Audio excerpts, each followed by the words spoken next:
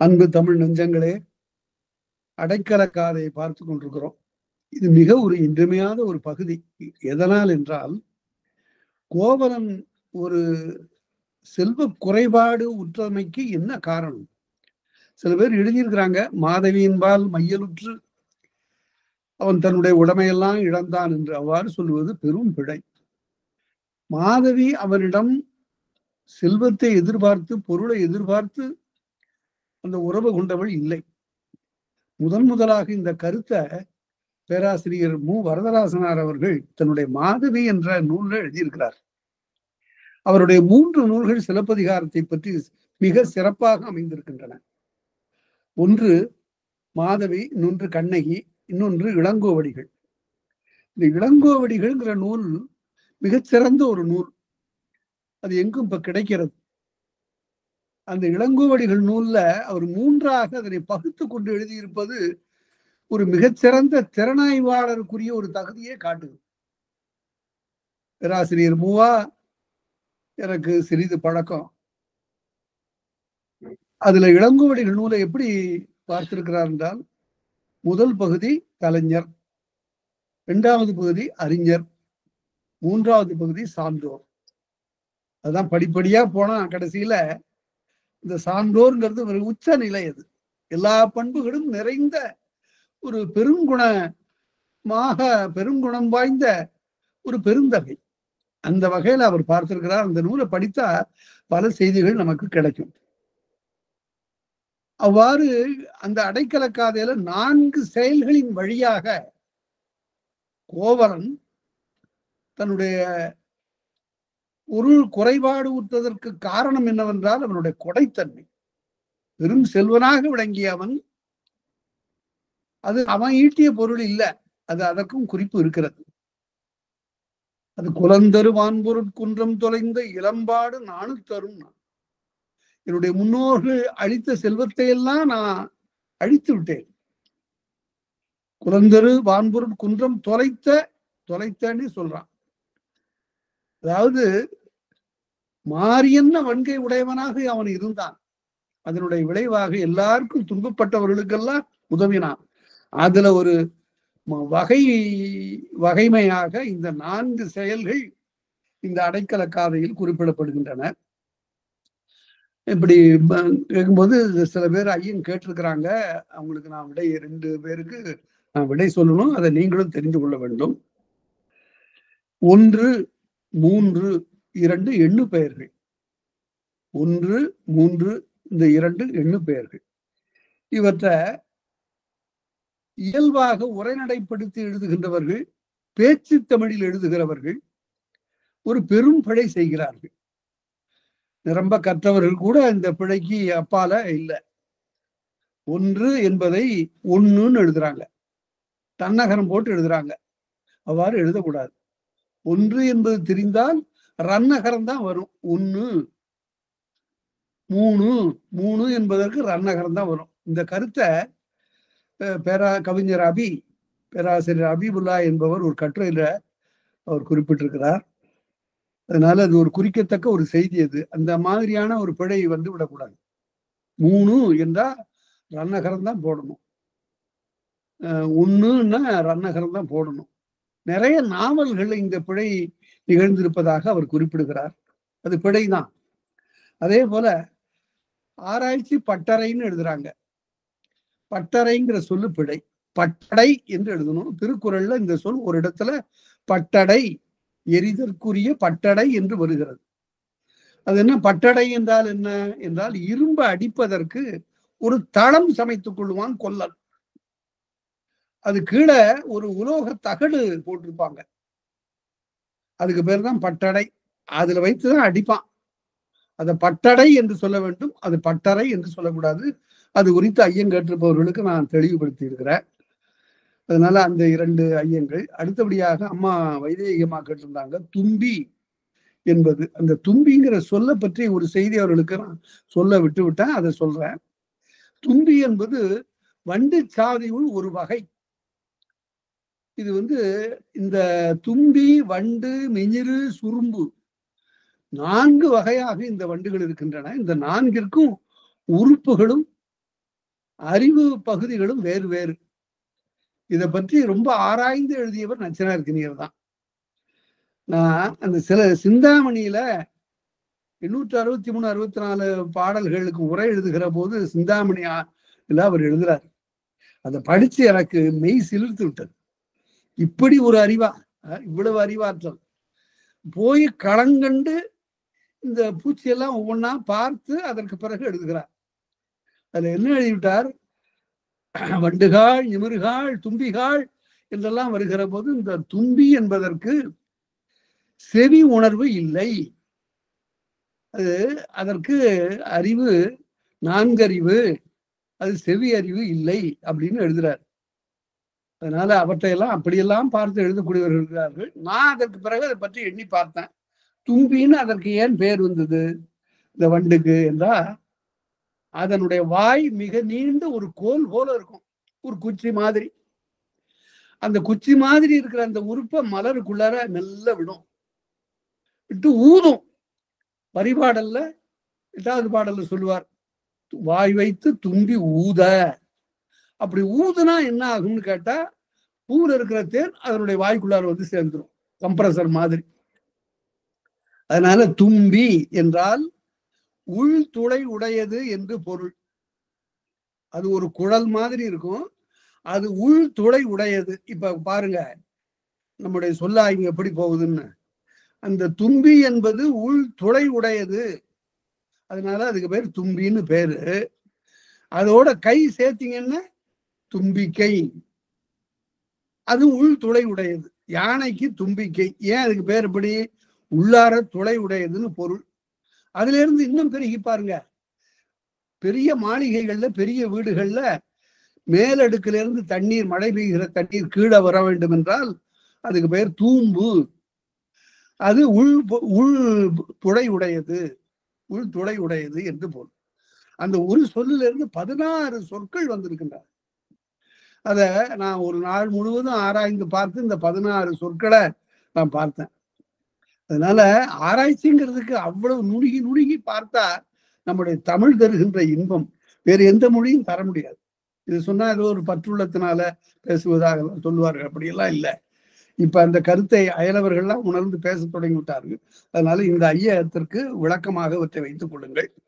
4 நிகழ்ச்சிகளின் வாயிலாக கோவலன் பெரும் செல்வனாக இருந்து தன்னுடைய கொடைப்பண்பால் மாறியண்ண வன்கையினால், வன்கை என்று சொல்லுகிற போது டன்னகரம், வளப்பமான கை என்று பொருள். அந்த வன் என்பதிலிருந்து வந்ததுதான் வள்ளல் என்ற சொல்.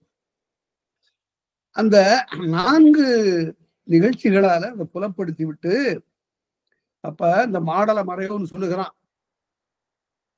திருத்தகு மாமணி தெய்வ கொடுந்துடன் போந்தது விருத்த கோபால. விருத்த கோபால், விருத்தம் என்றால் வயது மிகுந்த என்று பொருள், கிழவன் என்று பொருள். விருத்தன் என்றால் கிழவன் என்று பொருள். ஆனா இந்த இடத்துல அறிவினாலே கிழவன், அவன் இளைஞன் தான், அறிவினாலே முதிர்ந்தவன் என்று பொருள். அதுக்கு வடமொழியில சமஸ்கிருதத்துல சொல்லுகிற போது ஞான விருத்தன்னு சொல்லுவாங்க. அறிவால் முதிர்ந்தவன் என்பதற்கு ஞான விருத்தன் என்று சொல்லுவது வழக்கம். அவன் சொல்லுகிறான் அந்த மாடல மறையோன், எனக்கு தெரிஞ்சு நீ செய்ததெல்லாம் நல்ல வினைதான்ப்பா, ஆனா இப்படி இவ்வளவு துன்பப்பட்டு உன்னுடைய மனைவியை அழைத்து கொண்டு வேற்றுப்புலம் சார்வதற்கு உன்னுடைய உண்மை பயன்கொள். இம்மை என்பதற்கு நேர் எதிர் சொல் உண்மை. போன பிறவி, போன பிறவியினால நீ அடைந்த இம்மை, உண்மை, சேய்மை 3 நிலைகளை குறிக்கிற சொல். இம்மை இப்பிறவி, உண்மை சென்ற பிறவி, சேய பிறவி ரொம்ப தொலைவான காலத்துல அடுக்கடுக்காக நிகழ்ந்த பல்பிறவி. இவ்வாறு கோவலன் அப்பதான் கோவலன் சொல்லுகிறான். உடனே இந்த மாடல மறைவும் பின்னால வரப்போறான். அவன் ஒரு அருமையான ஒரு தொடரை சொல்ல போறான். என்னவென்றால், காணற்பாணி மாதவி பாடிய காணற்பாணி கனக விசையர்தம் முடித்தலை நெறித்ததுன்னா, மாதவிதான் இதற்கு காரணம். கனக விசையனுடைய தலையில கல் ஏறுவதற்கு எது காரணம் என்றால் மாதவி பாடிய காணற்பாட்டு. கடற்கரையிலே மாதவி அந்த காணற்பாட்டை பாட, கோவலன் பிரிய, அவன் மதுரைக்கு செல்ல, அங்கு அவன் கொலைப்பட, அதற்கு பிறகு கண்ணகி சென்று வழக்குரைக்க, சென்று அதற்கு பிறகு சேரநாடு செல்ல இச்செய்தியை செங்குட்டுவன் கேட்க செங்குட்டுவன் வடபுறத்தின் மீது படையெடுத்து சென்று கனகவிசையர் மீது தலையின் மீது கல்லேற்றியை கொண்டு வந்து பத்தினி தெய்வத்தை வழிபாடு செய்தான் என்பது சிலப்பதிகாரத்தை கதையினுடைய சாரம். அதத்தான் காணற்பாணி பாணி பாட்டு தாளம். காணற்பாணி கனகவிசையரிடம் முடித்தலை நெறித்தது என்று. இந்த தம்முன்னு சொல்ல பாருங்க, ஒருவனா இருந்தா தன்னுன்னு எழுதணும். ஒருவர்னு மரியாதைக்காக போட்டீங்கன்னு தம்முன்னு எழுதணும். ஒருவர் தம்முன்னு எழுதணும். ஒருவன் தன்னுன்னு எழுதணும். அந்த பாகுபாட்டை தெரிந்து கொள்ள வேண்டும். தம் என்பது தாம் தம் என்பது படற்கை இடப்பெயரினுடைய திரிவு, உருவேற்ற வடிவம். தாம் என்பது படற்கை இடப்பெயர். அது தம் என்று உருவேற்று வரும். வேற்றுமை உருவேற்ற நிலையில வருவதுதான் தம் என்பது. அதான் அவற்றை நினைவிலே வைத்துக் கொள்ளுங்கள். அப்ப கோவலன் சொல்லுகிறான். அப்ப ஒரு கனவு கண்டதனை அவன் சொல்லுகிறான். கோவலன் இந்த அறவூர் பள்ளியிலே இருக்கின்ற காலத்து விடியற்காலத்து ஒரு கனவு கண்டான். இதே போல விடியற்காலத்து கணாத்திரம் உரைத்த காதையில கண்ணகி ஒரு கனவு கண்டாள் என்று நாம பார்த்தோம். நானும் என்னுடைய கணவனும் ஒரு புதிய நகருக்கு செல்கிறோம். அங்கு இடுதேள் இடுமாறு எங்கள் மீது ஒரு பழி வந்து சேர்கிறது.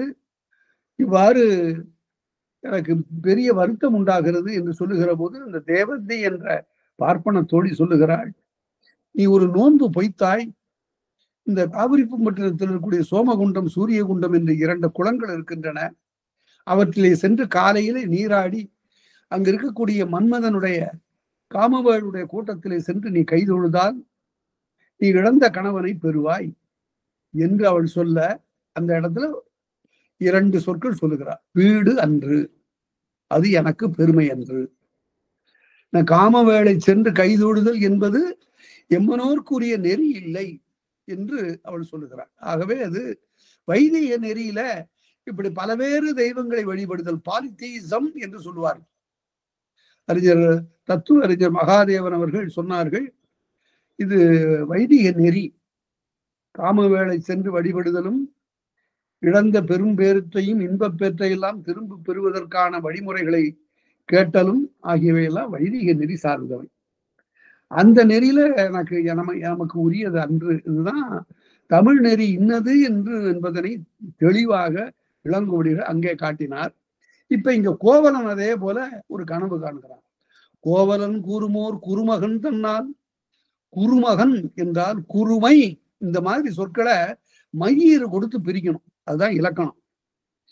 மையீறு கொடுக்கும். வெற்றிலைங்கிறத கூட எப்படி பிரிக்கணும்? வெறுமை இலை. ஏன் அது வெறுமை இலை என்றால் அது இலையை தவிர வேறு எந்த வகையிலும் பயன்படாது. அதுல காய் கனி பழம் இதெல்லாம் கிடையாது. அதனால வெறுமை இலை, மையீறு கொடுத்து பிரிக்கணும். கோவலன் கூறுமோர் குருமகன் தன்னால். குருமை மகன் என்றால் பண்பிலே குறைந்தவன் என்று பொருள். பெரியோர்கள் தாங்கள் எழுதுகிற நூல்ல வசை சொற்களை கையாள மாட்டார்கள். இயல்பாக நாம 2 செவிகளாலும் கேட்பதற்கு கூசுகின்ற வசை சொற்கள் இந்த சமூகத்தில் உலவுகின்றன. பெரியோர்கள் ஒரு நாளும் அவ்வாறு, சார்ந்தோர்கள் அப்படிப்பட்ட வசை சொற்களை சொல்ல மாட்டார்கள். ஆனா வள்ளுவருக்கு அது பொறுக்கிற. என்ன இவர்களையெல்லாம் என்ன சொல்லி திட்டுவது? சொல்றாரு, நிலக்கு பொறையினர். இவெல்லாம் நிலத்துக்கு பாரம், எல்லாம் பிறந்திருக்கவே கூடாது. நிலத்துக்கு இவன் சுமை என்று அவர் சொல்லுவார். அதை விட கடுமையான சொல்ல வேண்டியதில்லை. நலத்தின்கண் நாரின்மை தோன்றின் அவனை குலத்தின்கண் ஐயப்படும். அதனால பேராசிரியர் அவ்வை துரைசாமி பிள்ளை அவர்கள் வகுப்பு பாடம் நடத்தும் போது யாராவது ஒரு பையன் இப்படி ஆகாத குறும்பு செய்வானேயானால் என்ன, உன் நலத்தின்கண் நாரின்மை தோன்றுகிறதும் பாரு. அப்படின்னா என்ன பொருள் என்றால், நீ பிறந்த குலத்தின்கண் ஐயப்படுகிறேன்னு பொருள். அதை சொல்லாம இதை சொல்லுகிறார். அதான் நயமாக சொல்லுதல். கோவலன் கூறுமோர் குருமகன் தன்னால். குருமகன்கிறது ஒரு வசை சொல். இந்த இடத்துல குருமகன் தன்னால் காவல் வேந்தன் கடிநகர் தன்னில். கடி என்பது உரிச்சொல். அதற்கு பல சொற்கள், பல பொருள்கள் உண்டு. கடி, காவல், அழகு என்றெல்லாம். கடிநகர் தன்னில் நாரைங்கூந்தல் நடுங்குதுயரெய்த. நாரைங்கூந்தல் என்றால் மனம் வீசுகின்ற கூந்தலை உடைய இந்த என்னுடைய மனைவி துயரெய்தவும் கூரை கோட்பட்டு, கூரை என்றால் உடுத்துகின்ற ஆடை என்று பொருள். புதிய ஆடைக்கும் அப்படி சொல்லுவது உண்டு. கூரை என்பது என்ன ஆயிடுச்சுன்னு கேட்டா, தமிழ்நாட்டுல குடந்தைக்கு பக்கத்துல ஒரு ஊர் இருக்கு. அதுக்கு பேர் பழைய ஊர் மயிலாடுதுறைன்னு அதுக்கு பேர் இருந்தத வடமொழியில மாயூரம்னு மாத்தினாங்க. மாயூரம்னா மயூர்னா மயிலு சமஸ்கிருதத்துல. மாயூரம்ங்கிறத மாத்தி அதுக்கப்புறம் மாயவரம்னு மாத்தினாங்க. அது நல்ல வேலையாக அதற்கு பிறகு அரசாங்கம் அப்படியெல்லாம் இருக்கக்கூடாதுன்னு சொல்லி மயிலாடுதுறை என்று மாற்றினார்கள். அந்த மயிலாடுதுறையினுடைய ஒரு பகுதி தான் கூரை நாடு. கூரை நாடு என்பது ஆடையை நெய்கின்ற நாடு, ஆடை நெய்கின்ற ஊர் என்று பொருள். அந்த கூரை நாடு என்பதற்கு இப்போது வழங்குகிற பெயர் கொரநாடு. இப்படி ஊர்களுடைய பெயர்கள் எல்லாம் தெரிந்தன. அந்த நாரைங்கூந்தல் கூரை கோட்பட்டு ஆடையை இழந்து நான் கனவு கண்டேன் என்கிறான் கோவலன். என்னுடைய ஆடை இழக்க கோட்டுமா ஊறவும் ஒற்றை கொம்புடைய பன்றியின் மீது ஏற்றி, அந்த பன்றியின் மீது என்னை ஏற்றி அணித்தகு புரிகுடல் ஆயிழை தன்னோடும் பிணிப்பருத்தோர்தம் பெற்றி எய்தவும் அழகிய கூந்தலை உடைய இந்த கண்ணகியோடு நான் பிணிப்பருத்தோர் இந்த உலக பற்று விட்டவர்களோடு சேர்ந்து நான் வீடு பேறு எய்தவும் நான் கனவு கண்டேன். அதனால என்னுடைய ஆடை போயிற்று. பன்றியின் முதுகிலே என்னை ஏற்றி ஊர்வலமாக கொண்டு போனார்கள். என்னுடைய மனைவியோடு நான் அதற்கு பிறகு துறக்கம் புகுந்தேன். இவ்வாறு ஒரு கனவு கண்டேன் என்று அவன் சொல்லுகிறான். எவ்வளவு ஒரு கொடுமையான கனவு! இந்த கனவு வாய்க்கிறது. இதுக்கு விடியற்காலை கனவாதலால் இது வாய்க்கும் என்று கணா நூல் எழுதுகிறது.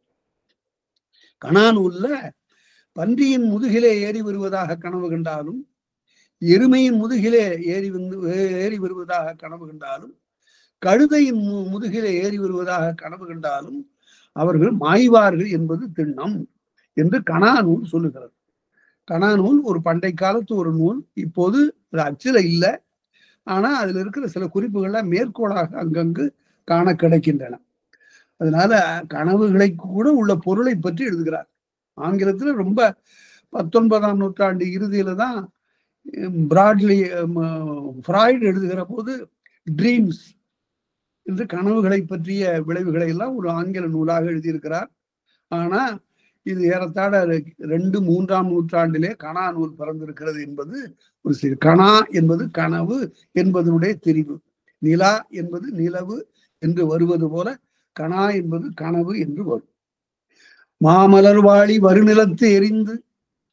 அப்ப நாங்கள் இருவரும் இவ்வாறு துறக்கம் புகுகின்ற நிலையில் எங்களிடையிலே இருக்கக்கூடிய காமம் அவிந்தது. அதனால காமவேள் எங்களை பார்த்து தன்னுடைய மலர் அம்பை எய்வதற்காக வந்தவன் தன்னுடைய வில்லையும் அம்பையும் கீழே போட்டுட்டான். இது இவர்களிடம் செல்லாது. அந்த நிலை இவர்கள் கடந்து விட்டார்கள். மாமலர் வாழி, வாழி என்றால் அம்பு, அது வாழ் போல கூர்மையது ஆதலின் வாழி. இந்த இடத்துல ஒரு செய்தி சொல்லுகிறேன். வாழி என்பது ராமகாதையில ராமாயணத்துல வாலி என்று ஒரு பாத்திரம் இருக்கு. ரெண்டுக்கும் வேறுபாடு பாருங்க. வாலி நான் சொல்லுவது ராமாயணத்துல வருகின்றவன் வாலி, வாலை உடையவன், குரங்கின தலைவன். இது வாழி. இப்படிதான் இருந்திருக்கணும் அந்த பேரு. அவன் வாழ்போலும் கூறிய அம்புடையவனாக இருந்திருக்கணும். அவனை வாலி என்று எழுதினார்கள். அதனால சில தமிழறிஞர்கள் சிலர் இலங்கையை சார்ந்தவர்கள் வாளி என்றுதான் இருக்கணும்னு சொல்லுவாங்க. அது ரொம்ப சரியான கருத்து தான். அந்த மாமலர் வாளி வருநிலத்து எரிந்து தன்னுடைய மலர் அம்பை தூக்கி எறிந்தான். இவர்களிடம் இது செல்லாது. காமக்கடவுள் கையற்று இயங்க மன்மதன் தன்னுடைய கையற்று என்றால் கையிழந்தார் போல, கையறு நிலை என்று ஒரு துறை.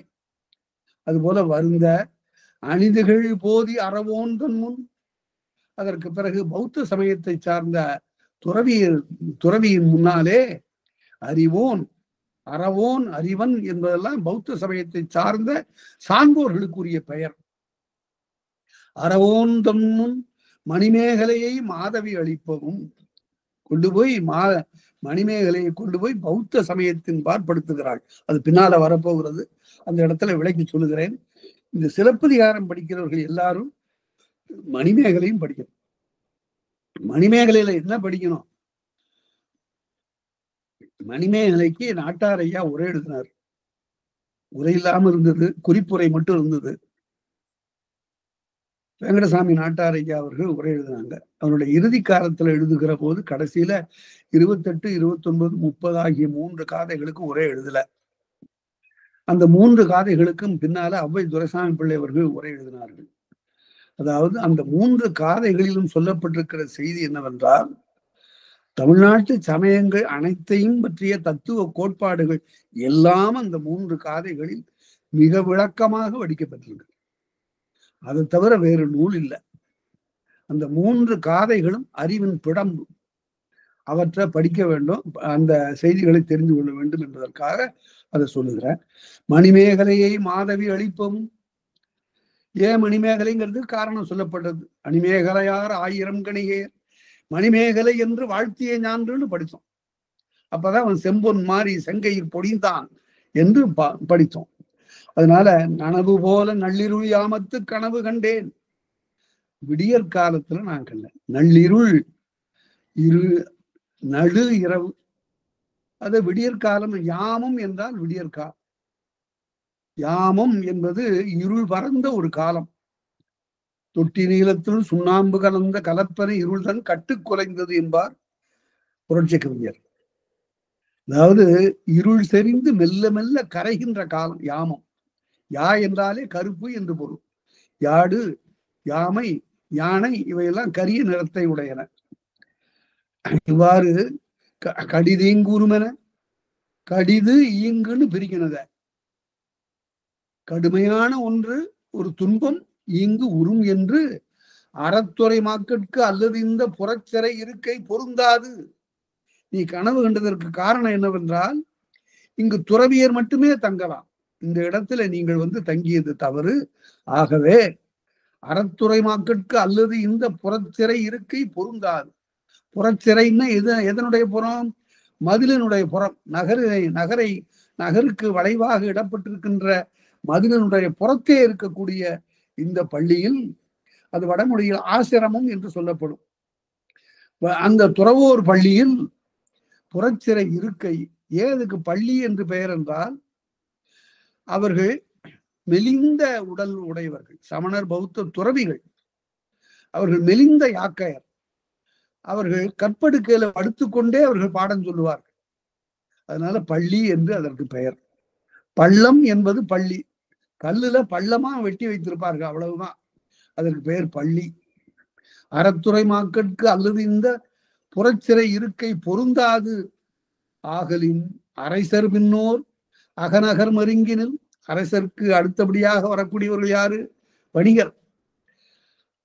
அந்தணர், அரசர், வணிகர், வேளாளர் என்பது 4 வருணம். அதனால அரசர்களுக்கு பின்னவர்களாகிய வணிகர்களுக்கு என்று அமைந்த அந்த இடத்துல நீங்க போங்க என்று அகநகர் மருங்கினில் உரையிற் கொள்வர். அது என்ன உரையிற் கொள்வர்? இந்த இடத்துல மிக உரையாசிரியர்கள் நன்றாக உரை எழுதியிருக்கிறார்கள். இல்லாட்டி இது புரியாம போயிடும். உரையிற் கொள்வர்னா, உங்களை பத்தி நீங்க போய் சொன்னா, மாசாத்துவான் மகன் என்று நீங்க சொன்னா போதும், உங்களுக்கு எல்லா சிறப்பும் செய்வார்கள்.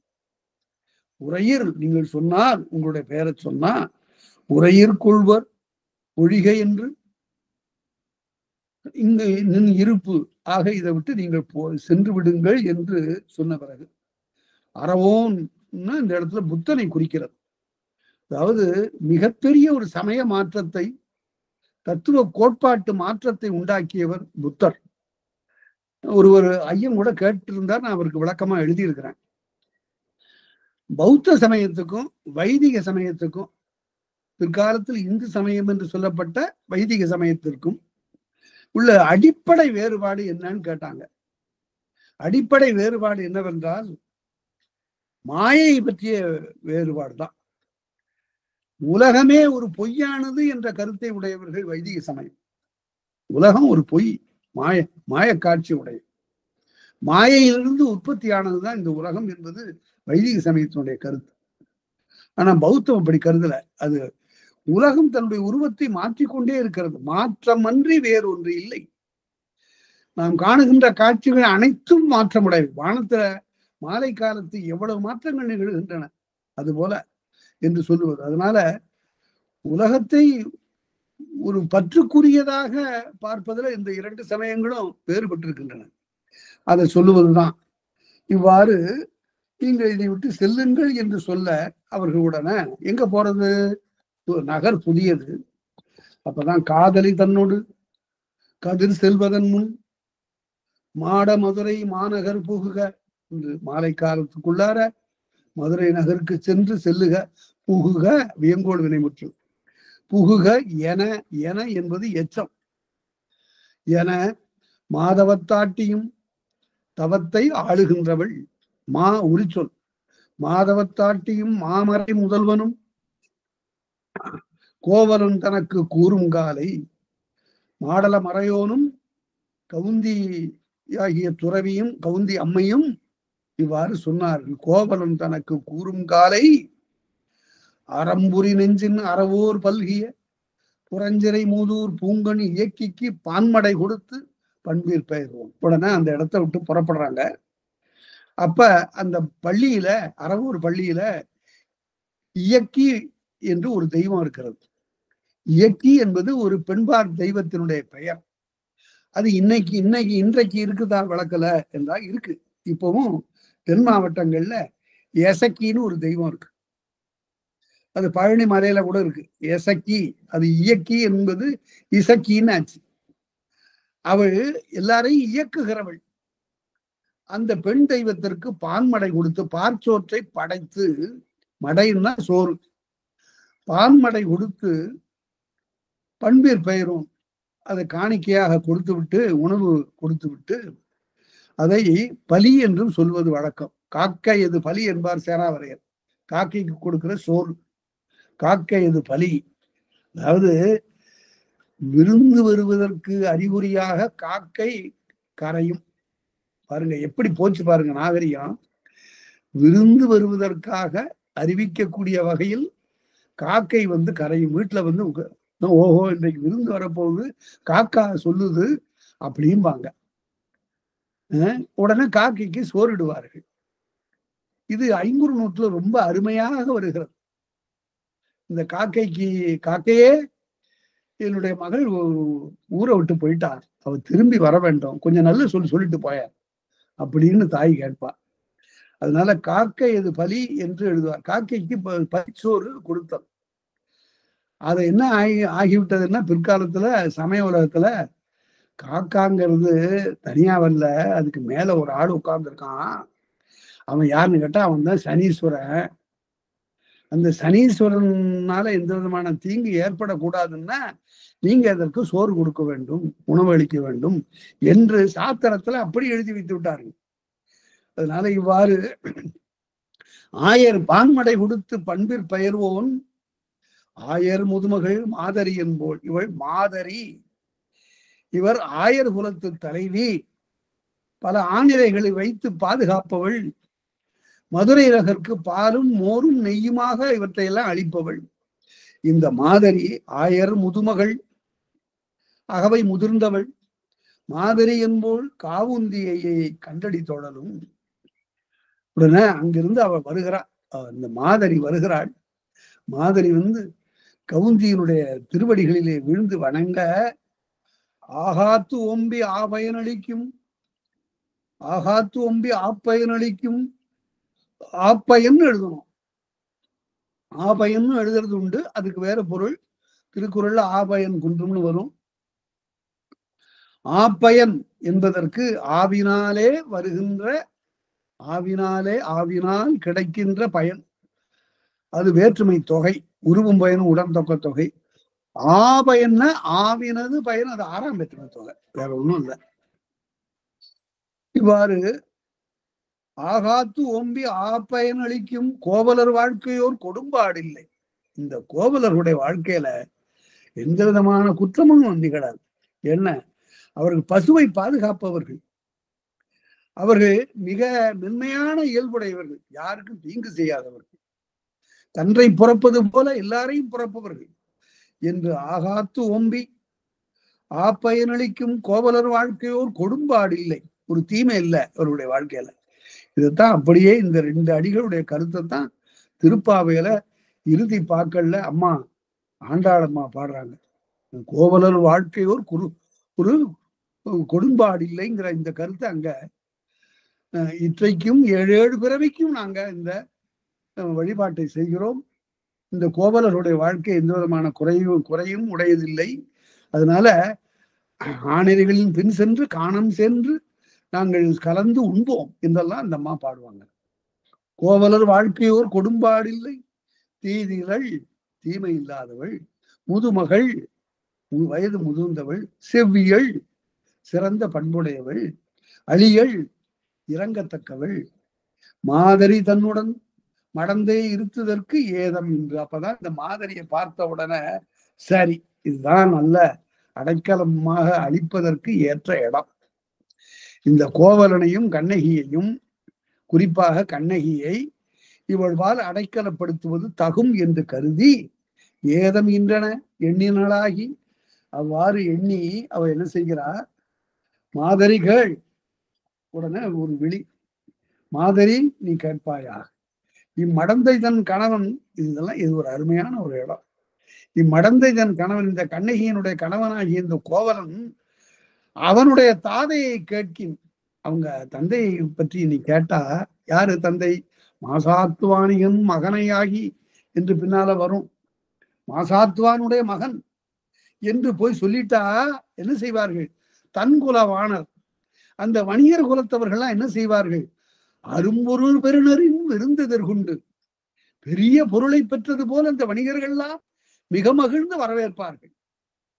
அதனால அப்படிப்பட்ட ஒரு பெரும் செல்வ குடும்பத்துல பிறந்தவன், ஏதோ விதிவசப்பட்டு இப்படி வந்திருக்கிறான்.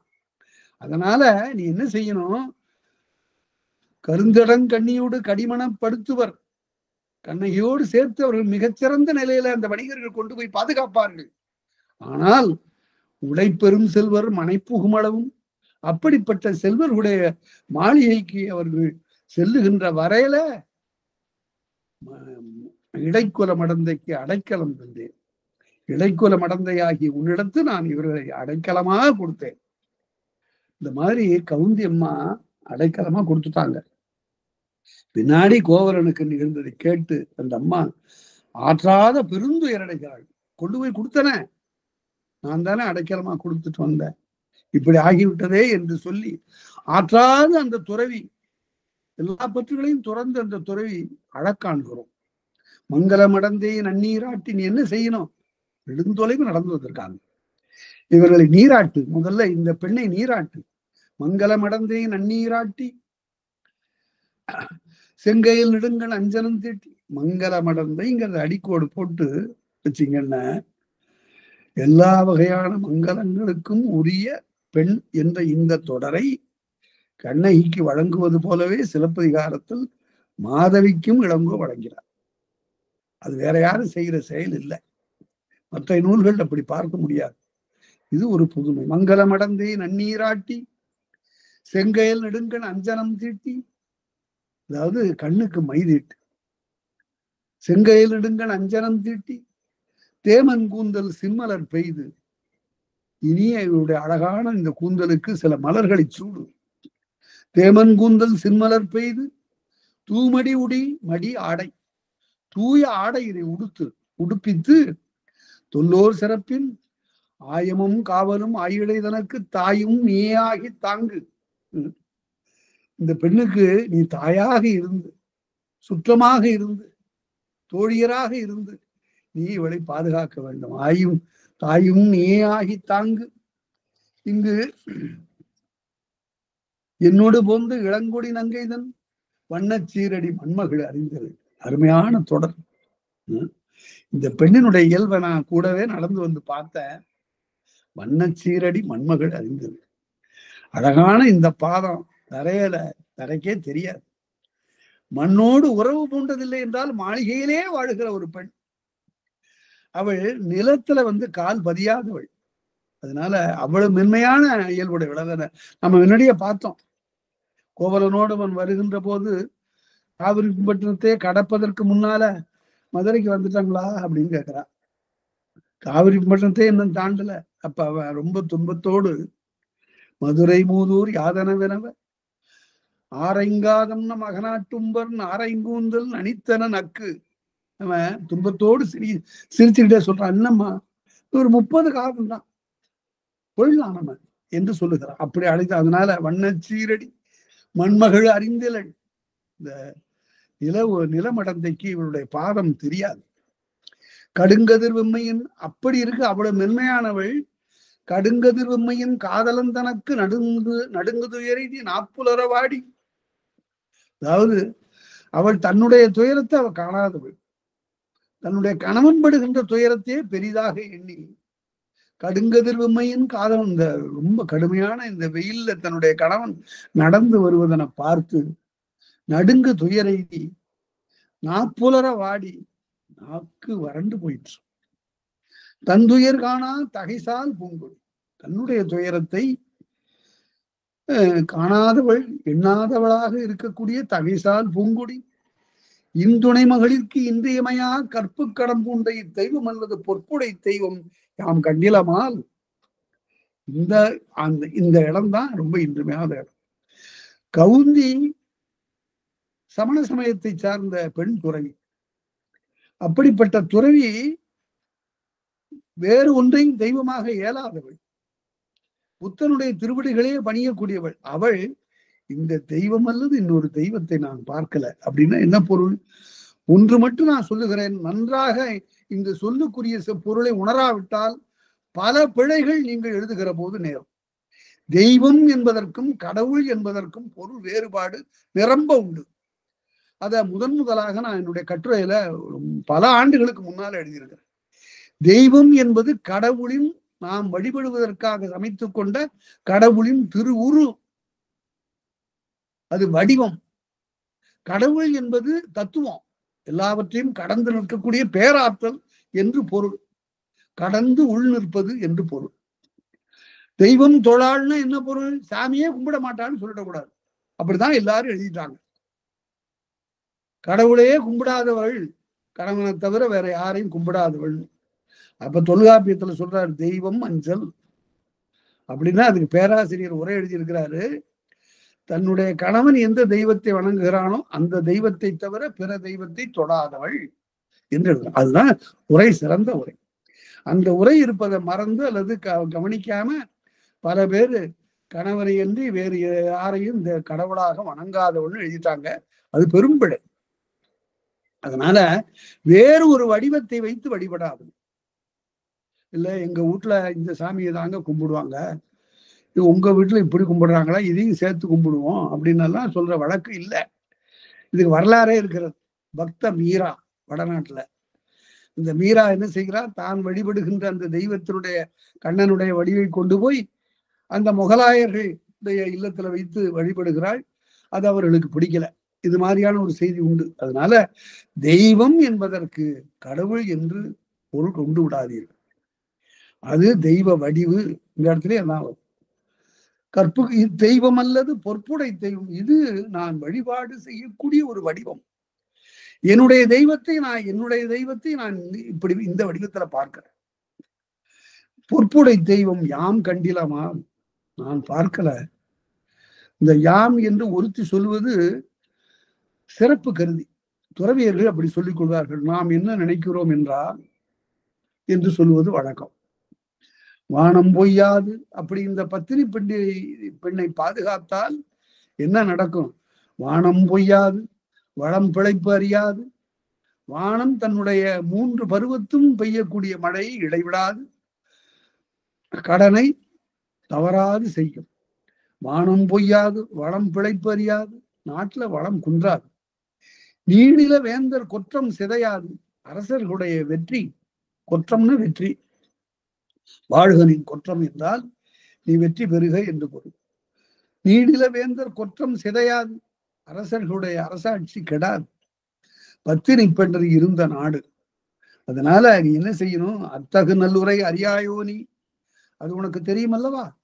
அதனால தவத்தோர் அடைக்கலம் தான் சிறிதாயினும், நான் தவத்துறையை சார்ந்தவள், நான் கொடுக்கக்கூடிய இந்த அடைக்கலம் சிறியது என்றாலும் கூட நிறைய பேரை நான் கொண்டு வந்து உன்கிட்ட சேர்க்கல. 2 பேர். இந்த 2 பேருக்கு ஆதரவு கொடு என்று நான் சொல்லுகிற போது, தவமுடையோர் தருகின்ற இந்த அடைக்கல பொருள் காக்கின்ற காவல் சிறிது என்றாலும் உரை எழுதுவார் நாட்டாரையா.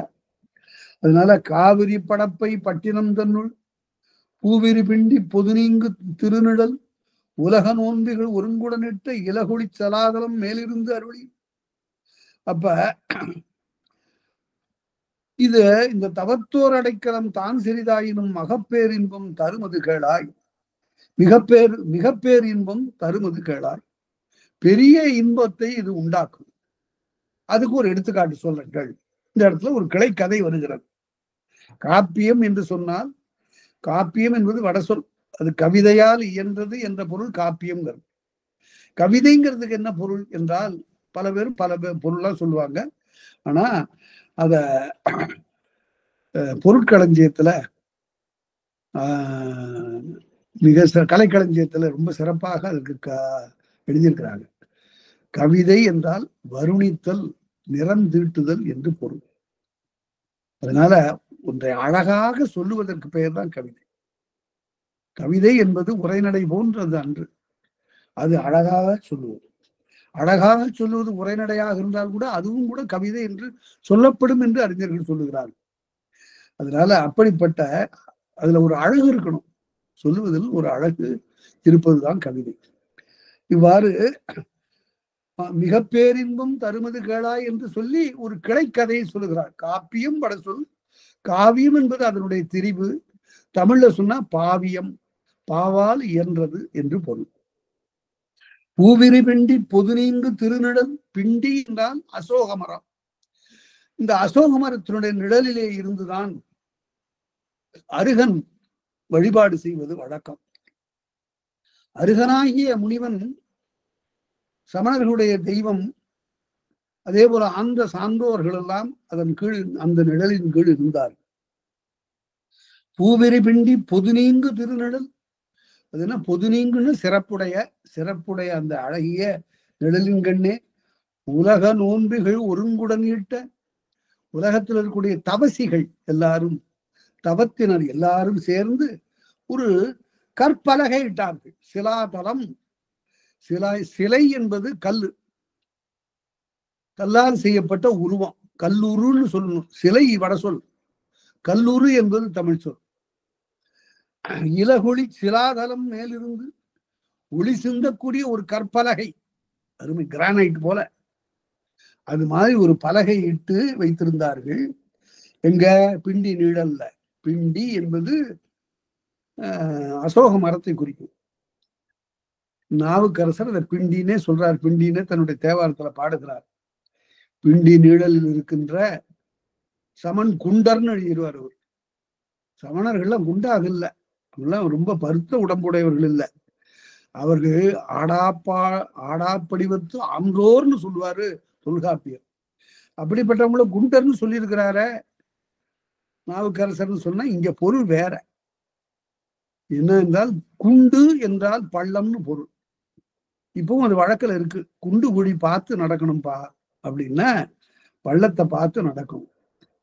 அதனால ஒரு தாழ்ந்த இடம் என்று பொருள் குண்டு என்பதற்கு.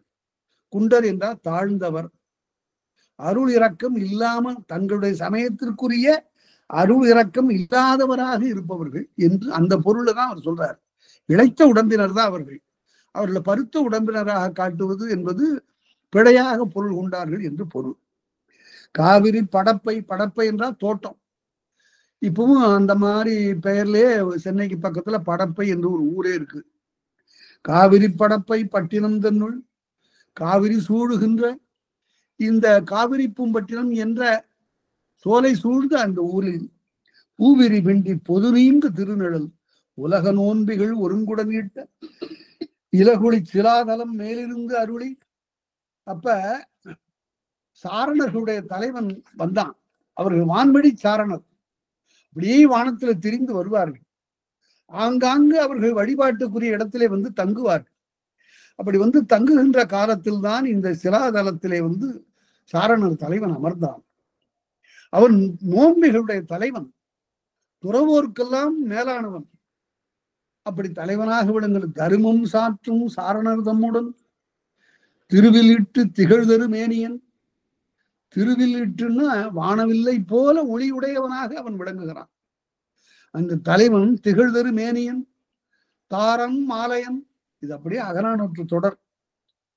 இளங்கோவடிகள் எவ்வளவு பயின்றிருக்கிறார் என்பதற்கு சங்க இலக்கியம் முழுமையும் நன்றாக பயின்றிருக்கிறார். தொல்காப்பியம் நன்றாக அறிந்திருக்கிறார். அந்த தடத்துலதான் சிலப்பதிகாரம் போகுது. அதே போல மணிமேகலை பாடிய சீர்த்தலை சாத்தனார் சங்க புலவர். அதனால இவர்களுடைய தமிழெல்லாம் தொல்காப்பியம் சங்க இலக்கியம் அவற்றை அடிப்படையாக கொண்டு தாரன் மாலையன் தமனிய பூணினும் தமனியம் என்றால் பொன்னாராகிய அணிகலன்களை அணிந்தவனாக அவன் வருகிறான். தாரன் மாலையன், தார் என்பதற்கு ஆடவர் அணிகின்ற மாலை என்று பொருள். மாலை என்றால் அது பெண்கள் அணிவது. தாரும் மாலையும் மயங்கி கையற்றுனர். எப்படி கோவலனும் கண்ணகியும் ரெண்டு பேரும் முதலாக மனையரும் படுத்த காதையில அவர்கள் தனியாக இன்பம் நுகர்கின்ற காலத்து ஒருவரை தழுவி கொள்ளுகிறார்கள் என்று இளங்கோவடிகள் சொல்ல வந்தவர் அவ்வாறு சொல்லாமல் தாரும் மாலையும் மயங்கின. கோவலன் அணிந்திருக்கக்கூடிய தார் ஆடவர் அணிகின்ற மாலை, அதுவும் கண்ணகி அணிந்திருக்கக்கூடிய மாலையும் இரண்டும் ஒன்றாயின என்று அவ்வாறு சொல்லுவது அந்த உயர்ந்த பண்பு. அதாவது காம இன்பத்தை சொல்லுகின்ற காலத்து சான்றாண்மை குன்றாது பேசணும். அவ்வாறு சொல்வதுதான் வழக்கம். இவ்வாறு தாரன் மாலையன் தமனிய பூணினன், பூண்பது என்பது தமனிய பூணினன் தாரோர் காணா பலர்தொடு படிமையன்.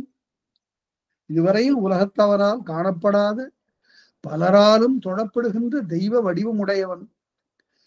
அவன் கருவிரல் குரங்கின் கையோடு பாகத்து பெருவிரல் வானவன் வந்து நின்றோனை. அவன் வந்தான், அவனுக்கு ஒரு கை குரங்கு கையா இருந்தது. அவ்வளவு அழகாக அணிகலன்களை எல்லாம் பூண்ட ஒருவன் சாரணர் தலைவன். இப்படி பலரோடு படிமையன் கருவிரல் குரங்கின் கையோடு பாகத்து பெருவிரல் வானவன் வந்து நின்றோனை வெற்றிமிக்க அப்படி வந்திருந்தபடி சாவகரெல்லாம் சாரணர் தொழுதீங்கு யாதிவன் வரவென இறைவன் கூறும்.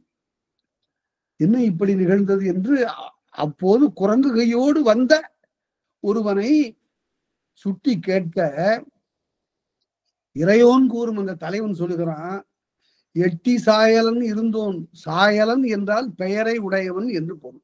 இந்த இடத்துல பெயர் சாயலன் என்பது அவனுடைய பெயர். எட்டி என்பது வணிகன். வணிகர்கள் சிறந்தவருக்கு எட்டி என்ற பட்டம் கொடுப்பது வழக்கம். எட்டி சாயலன் இருந்தோன். எட்டி என்ற வணிகன், அவன் சாயலன் என்ற பெயரை உடையவன். இருந்தோன் தனது பட்டினி நோன்பிகள் பலர்புகும் மனையிலோ மாதவ முதல்வனை மனைப்பெருங்கிழத்தி. அந்த சாயலன் என்ற வணிகனும் அவனுடைய மனைவியும் மனைப்பெருங்கிழத்தியும் வீட்டிலே இருக்கின்ற காலத்து பட்டினி நோன்பிகள் வந்தார். அதாவது சமண துறவியர் வந்தார். இப்படி வருகின்ற காலத்து மாதவ முதல்வனை மனைப்பெருங்கிழத்து ஏதம் நீங்க எதிர்கொள் அமையத்து அவர்கள் தலைவனை வழிபட்டு வரவேற்று இருக்கையில் இருத்தி ஏதம் நீங்க துன்பம் நீங்க. அப்ப அவனை கொண்டு வந்து அவனுக்கு படையலெல்லாம் இடுகிறாள். இந்த எட்டி சாயலனுடைய மனைவி, சாயலன் என்ற வணிகனுடைய மனைவி வரக்கூடியவனுக்கு, அந்த சாரணர் தலைவனுக்கு, நோன்பியருடைய தலைவனுக்கு உணவு இடுகின்றார். அப்படி உணவு இடுகிற போது ஒரு குரங்கு அங்கிருந்து வந்தது. இந்த குரங்கு என்ன செய்தது? ஊர் சிறு குரங்கொன்று ஒதுங்கி உள்புக்கு, அச்சத்தோடு அங்கிருந்து வந்து அந்த ஒதுங்கி உள்புக்கு, இயல்பிலேயே வந்து கூணல் முதுகுடையது.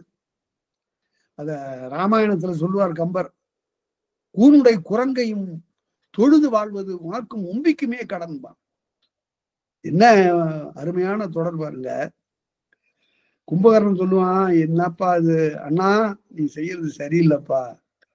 ஆசில் பரதாரம் அஞ்சரையில் அடைப்பேன், மாசில் புகழ் காதல் உருவும், பேசுவது மானம், இடை பேணுவது காமம். என்ன ரொம்ப பெரிய பெரிய இதெல்லாம் சொல்ற, அறிவுடை சொற்களை எல்லாம் பேசுற, மாத்தானுடைய மனைவியை கொண்டு வந்து வீட்டுல வச்சுக்கிட்டு இதெல்லாம் பேசுறீங்க, வெட்கமா இருக்கு அப்படிங்கிறான் கும்பகர்ணன். அப்பதான் சொல்லுகிற போது அவன் சொல்லுவான் இவ்வாறு. அப்ப ராவணன் சொல்லுவான், போ போ, நீ எனக்கு வேண்டியது இல்லை, உன்னுடைய ஆற்றல் எனக்கு வேண்டாம், உன்னுடைய வீரம் எனக்கு வேண்டாம், உன்னுடைய உறவு எனக்கு வேண்டாம், நீ என் தம்பி இல்லை, நீயே போய் அந்த மானுடனையும், மானுடன்னா ராமன், ராமனையும் கூனுடை குரங்கையும், கூணல் முதுகிட்டு இருக்கக்கூடிய குரங்கை நீ போய் வழிபாடு செய் அப்படின்பா. அதனால இயல்பாகவே வளைந்த அந்த முதுகுடைய குரங்கு மேலும் பணிந்து குனிந்து வருது. இவ்வாறு ஊர்ச்சிறு குரங்கொன்று ஒதுங்கி உள்புக்கு. அது குரங்கிற்கு ரொம்ப அறிவு ஆற்றல் அதிகம், அதனாலதான் ஐந்தறிவு உடையதுன்னு பகுத்தான். அத ஆரிஜின் ஆஃப் ஸ்பீஷீஸ்ங்கிற ஒரு அவனுடைய ஆய்வேடு அதுதான். டார்வினுடைய ஆராய்ச்சி நூல் வந்து ஆரிஜின் ஆஃப் ஸ்பீஷீஸ், உயிரினங்களின் தோற்றம்.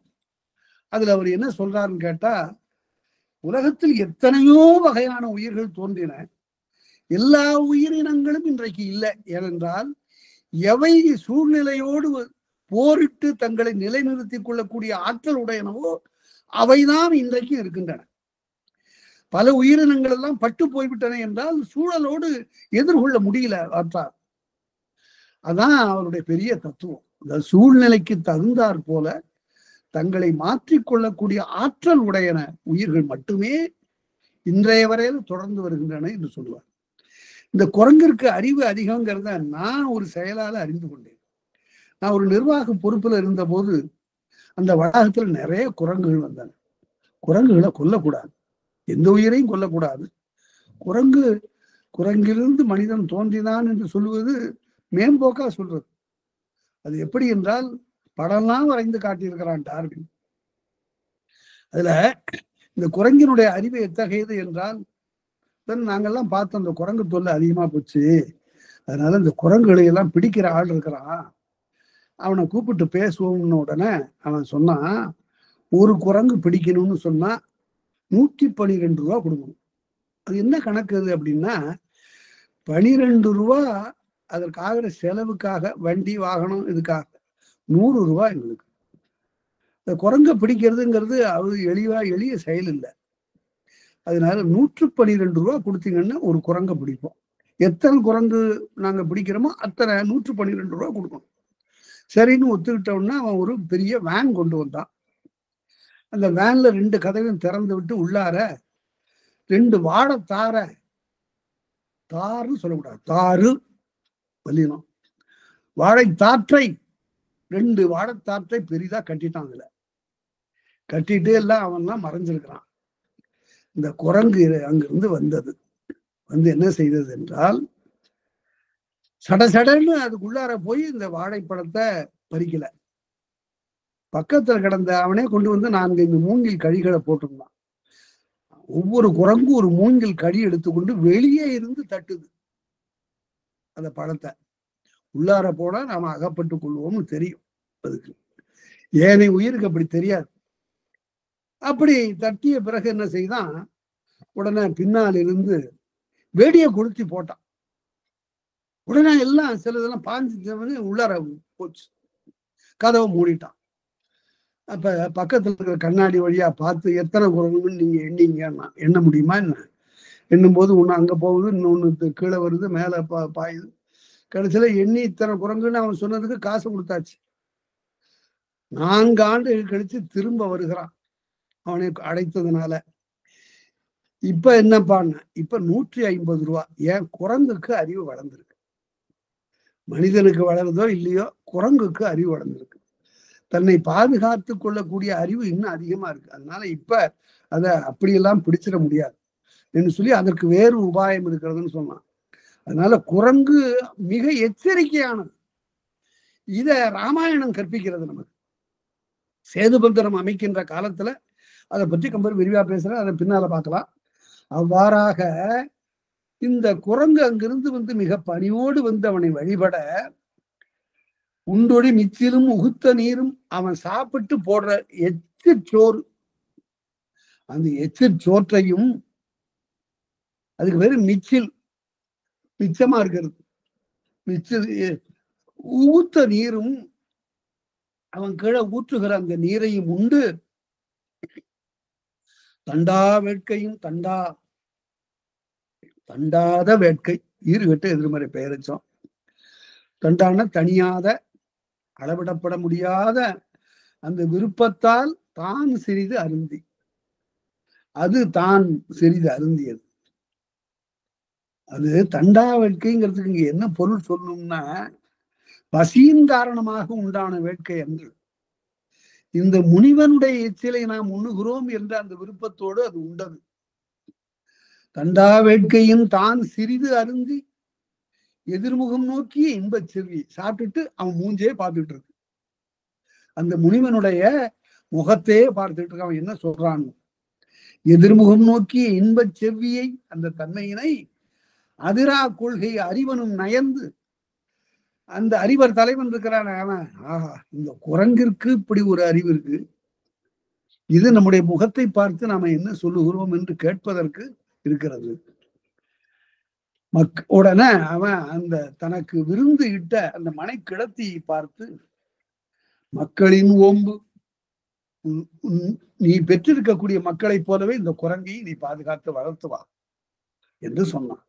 மக்களின் ஓம்பு மனைக்கிடத்தி என, மனைக்கிடத்தி மனைக்குரியவளே, நீ வந்து உன்னுடைய மக்களை போல இதனை பாதுகாக்க வேண்டும் என்று மிக்கோன் கூறிய மெய்மொழி ஓம்பி, அந்த தவத்தின் மிக்கோனாகிய அவன் சொன்னபடியே அந்த குரங்கை அவள் பாதுகாத்தாள். காதற் குரங்கு கடைநாள் எய்தவும், அப்படி இருந்து அந்த குரங்கு இறந்து போச்சு. உடனே ஆற்றா துயரோடு தானம் செய்து, அவள் இறந்தவர்களுக்கெல்லாம் தானம் செய்கின்ற வழக்கமுடையவள் தன்னுடைய முன்னோர்களுக்கு. அப்படி செய்கின்ற காலத்து இந்த குரங்கினுடைய பெயரையும் சொல்லுவான். எதுக்கு? அதற்கொரு கூறு தீதருக என்று. இது நல்ல இடத்துக்கு போய் சேரும், துறக்கத்துக்கு போய் இந்த குரங்கு அங்கு நல்லபடியாக இருக்கணும், நல்ல பிறப்பு எடுக்கணும் என்று சொல்லி செய்தனடாகலின், அப்படி செய்ததுனா காரணமாக மத்தி மன்னன் நாட்டு வாரணம் தன்னுள், வாரணம்னு இங்க வர்றது வந்து வாரணாசி, வாரணவாசி என்பது வாரணாசின்னு, வாரணவாசி. அது என்ன வாரணம் வாசின்னு? யாரு? இந்திரனுக்கு பேரு வாரணவாசி. வாரணம் என்றால் வெள்ளை யானை, வெள்ளை யானைக்கு உரியவன். இவ்வாறு அந்த வாரணாசி என்ற அந்த காசிக்கு இன்னொரு பேர் வாரணாசி.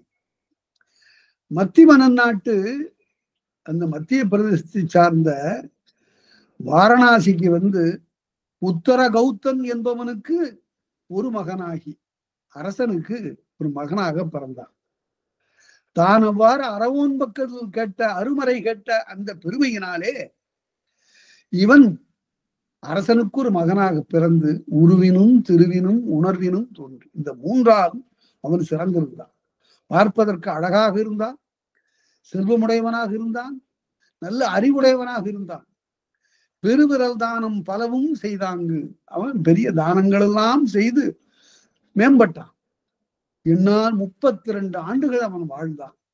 அந்த இளைஞன் அரசர் குலக்கொழுந்து 32 ஆண்டுகள் இருந்தான். இறந்த பிற்பாடு இன்னொரு வடிவம் பெற்றவன். அவன் தான் ஒரு பெரிய நோன்பிகளுடைய தலைவனாக அவன் தான் செய்த புண்ணியத்தின் விளைவாக பெற்றான். அவன் என்ன செய்தான் என்றால், பெற்ற செல்வம் பெரும்பயனெல்லாம், நான் இந்த மாதிரியான ஒரு உயர்ந்த பிறப்பு அடைவதற்கு யார் காரணம் என்றால், அன்னைக்கு ஒரு சோறு போட்டாள் அவதான். அந்த மனை கடத்தி அந்த தலைவி, அந்த அம்மையார், அவர்கள் இட்ட சோற்றினாலேதான் நான் இந்த பயனடைந்தேன். தற்காத்து அளித்தோள் தான சிறப்பு, அவருடைய தான சிறப்பு. அதனால பண்டை பிறப்பில், அதனால அதற்கு அடையாளமாக எனக்கு இந்த குரங்கு கை வேண்டும் என்று சொல்லி நான் பெற்றேன். நான் யாரும் கேட்பாங்க, ஏன் உனக்கு இந்த குரங்கு கைன்னு? அது என்னுடைய பழம் பிறப்பப்பா. இந்த பிறப்பு அடைவதற்கு காரணமே நான் ஒரு குரங்கா இருந்து ஒரு அம்மையாரிடம் நான் உணவு பெற்றதுதான் என்பதற்கு அடையாளமாக இந்த குரங்கு கையை பெற்றிருக்கிறேன். குரங்கின் சிறுகை கொண்டு ஒரு பாகத்து கொள்கையில் புணர்ந்த சாயலன் மனைவி தானந்தன்னான். அவ யாரு அப்படின்னு கேட்ட, இந்த சாயலன் என்பானுடைய மனைவிதான் அந்த அறத்தை செய்தவள். தன்னால் ஆயினும் நீ வடிவு அறிவினோ, இந்த வடிவத்தை நான் பெற்றேன் என்று சொல்லி என சாவகர்க்கெல்லாம் சாத்தினான். அந்த சாவகர் என்றால் என்ன அப்படின்னா, இல்லற நோன்பி என்று பொருள். சாவக நோன்பி என்றால் இல்லறத்திலே இருந்து அறம் செய்யக்கூடியவர்களுக்கு, சமண துறவிகளுக்கு. சமணத்துறவி அது துறவு என்பது ரெண்டும் பொருத்தம். இல்லறத்திலே இருந்தும் துறவு மேற்கொள்ளலாம், துறவியாகவும் வரலாம். அது என்ன ரெண்டுக்கும் என்ன வேறுபாடு என்றால், அது திருக்குறள் படிக்கணும். அங்கு இல்லறத்தானாக இருந்து தன்னுடைய மனைவி மக்கள் என்று பேணுவானேயானால் அவன் அன்பு செய்கிறான் என்று பொருள். அன்புடைமை. அந்த அன்பு விரிவாக விரிந்து ஊரும் நாடும் பிற மக்கள் பிற உயிர்கள் என்றெல்லாம் கருதுவானேயானால் அது அருளுடைமை என்று பொருள். அதுதான் துறவுக்கு இல்லறத்திலே இருந்து விரிந்த மனமுடையவராக மாறுகின்ற நிலை. அப்படி வருகின்றவன் தான் சாவகன். சாவகர்க்கெல்லாம் சாற்றினன் காட்ட முற்றச்சம் என்று தேவகுமாரன் தோன்றினன் என்றலும் சாரணது கூறிய தகைசார் நன்மொழி ஆரணங்காகன தெய்வ மொழியாக மொழியாக கொண்டு அருந்தலைப்பட்டோர் அன்று அப்பதிவு அருந்தவமாக்களும் தன்தரல் வாழ்க்கை சாவகமாக்களும். தரல் என்றால் நீக்குதல், தன்னுடைய நலத்தை நீக்கியவர்கள் அந்த சாவக மாக்களும். இட்டதானத்து எட்டியும் மனைவியும், அந்த எட்டியாகிய வணிகனும் அவனுடைய மனைவியும் முட்டார் இன்பத்து முடிவுலகைத்தனர். அவர்கள் தாங்கள் செய்த அந்த அறப்பயன் காரணமாக அவர்கள் துறக்கம் புகுந்தார்கள். யாரு? வணிகன், சாயலனும் சாயலனுடைய மனைவி. கேட்டனையாயின் இதெல்லாம் மாதிரிக்கு எடுத்து சொல்லுகிறார் கவுந்தி. கவுந்தியை பற்றி சொல்லுகிற போது காவுந்தி ஐயைம்பார். ஐயை என்றால் தொழுவதற்குரியவர். ஐ வியப்பாகும் பார் தொல்காப்பியர். வியப்புக்குரிய அந்த நிலை உடையவர் ஐயை. தோட்டா அப்படி நீ கேட்டு அறிந்தாயானால் தோட்டார் குழலி அப்படின்னு என்ன? தோட்டார் குழலின்னு தோடு இல்ல, தோடுன்னாவே தொகுதின்னு பொருள். பல கற்களை தொகுப்பாக உடையதுனால அதுக்கு தோடுன்னு பேரு. இந்த இடத்துல கூந்தலை தொகுதியாக உடையவள், கூந்தலை முடித்தவள். இத்தோட்டார் குழலியோடு நீட்டித்திராது நீ போக. இந்த கண்ணகியோடு, இந்த கூந்தல் முடித்து சிறந்திருக்கக்கூடிய அழகுடைய இவளோடு நீ விரைந்து செல்லுக இதனை விட்டு. கவுந்தி கூற உவந்தனல் ஏத்தி. அவளுக்கு ஒரே மகிழ்ச்சி என்றால் அம்மையாருடைய வேண்டுகோளை நிறைவேற்றுகிறோம் என்பது ஒன்று. விருந்துக்கு வந்திருப்பவர்கள் எளியவர்கள் இல்லை, பெருங்குடி வாணிகன் பெருமட மகள். அதனால வளரிள வனமுலை வாங்கமை பனைத்தோள் சென்ற ஞாயிற்று செல் சுடரமயத்து கன்று தேராவின் கனைகுரல் இயம்ப மரித்தோன் நவியத்து உரிக்காவாளரோடு. அப்ப உடனே அந்த அழகான அத்தகைய மார்பை உடைய அந்த பெண் வாங்கமை பனைத்தோள், வாங்குன்னு வளைவுன்னு பொருள். இந்த சொல்ல நான் ஒரு முறை வடார்காடு மாவட்டத்துல போயிட்டு இருக்கிற போது ஒரு மிதி வண்டியில கொண்டிருந்த ஒரு இளைஞன் திடீரென்று ஒரு கல்லுல மோதி அந்த முன்னால இருக்கிற சக்கரம் வளைஞ்சு போச்சு. என்னப்பா அப்படின்னு கேட்ட போது சக்கரம் வாங்கிக்கிச்சிங்கன்னா. வாங்குதல் வளைதல். வாங்குவில் தடக்கை வானவர் கோமான்னு இலக்கியத்துல வரும். வாங்குவில்னா வளைந்தவில். வாங்குவில் தடக்கை வானவர் கோமான், வானவன் சேர வானவர் கோமான். வாங்கமை பனைத்தோள், பனைன்னு பருத்த பெரிய என்று பொருள். முளையிள வெண்பல் முதுக்குறை நங்கையோடு அறிவு நிறைந்து வயது குறைந்த அவள். சென்ற ஞாயிற்று செல் சுடர் அமையத்து கடலிலே சென்று அடங்கிய ஞாயிறு மாலை காலம். செல் சுடர் அமையத்து கந்துதேராவின் கனைகுரல் இயம்ப, அதாவது கந்துகளை அடைக்கக்கூடிய பசுக்கள் கனைகுரல் இயம்ப, மரித்தோள், மரித்தோள்ங்கிறத எப்படி, மரின்னு ஆட்டுக்குட்டி, இந்த ஆட்டுக்குட்டியை தோல்ல வச்சிருக்கிறாவ இந்த மாதிரி. மரித்தோள் நவியத்து கோடரி, கையில ஒரு கோடரி, ஏன்னா அங்கங்க தழை வெட்டி போடணும். உரிக்காவாளரோடு, உரின்னா காவடி, காவடின்னா 2 கலங்களை கொண்டிருக்கக்கூடிய தோல் இட்டுக் கொள்ளுகின்ற ஒன்று. அந்த உரிக்காவோடு, உரிக்காவாளரோடு அப்படி வர எல்லாம் கொண்டிருக்கக்கூடிய ஆய்ச்சியரோடு செறிவளை ஆய்ச்சியர் சிலர் புறம் சூழ.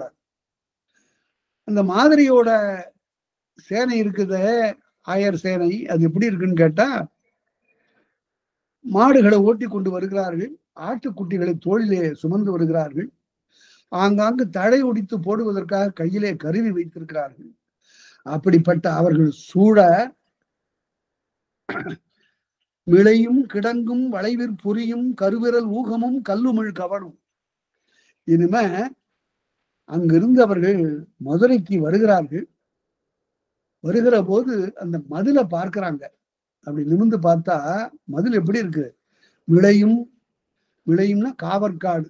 ஒவ்வொரு மதிலுக்கும் பக்கத்திலேயும் ஒரு தோட்டம் மாதிரி இருக்கும். ஆங்காங்கு வீரர்கள் மறைந்திருப்பதற்கு ஏதுவாக பல மரங்கள் எல்லாம் நடப்பட்டிருக்கும். அதுக்கு பேர் காவற்காடு.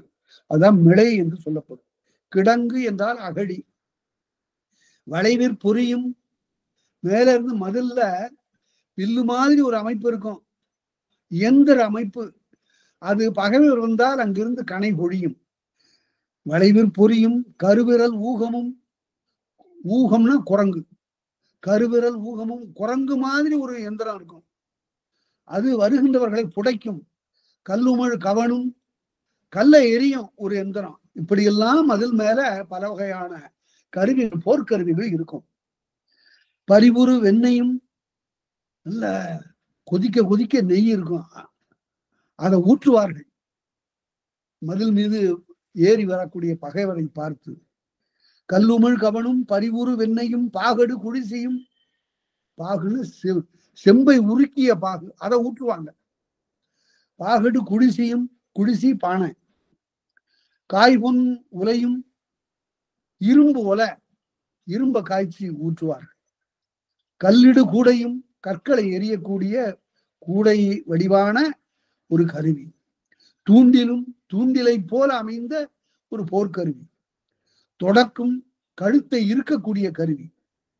ஆண்டலை அடுப்பும், ஆண்டலை என்ற அந்த புல் வடிவான ஒரு கருவி.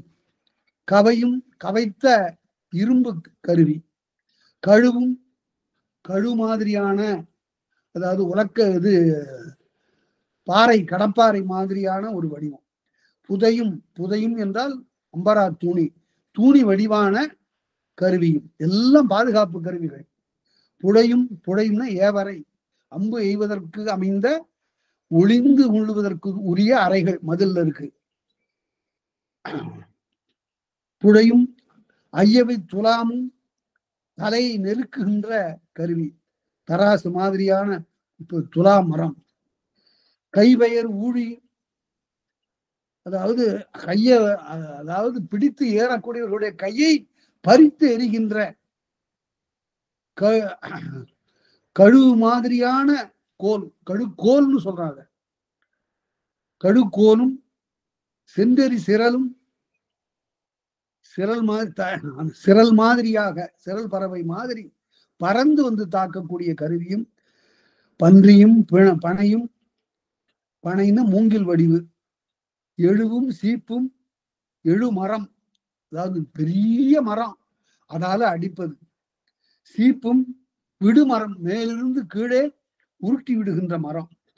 முழுவிரல் கணையமும், கணைய மரம் என்பது கதவுக்கு பாதுகாப்பாக இருக்கக்கூடிய மரம். கோலும் குந்தமும், குந்தம் ஈட்டி.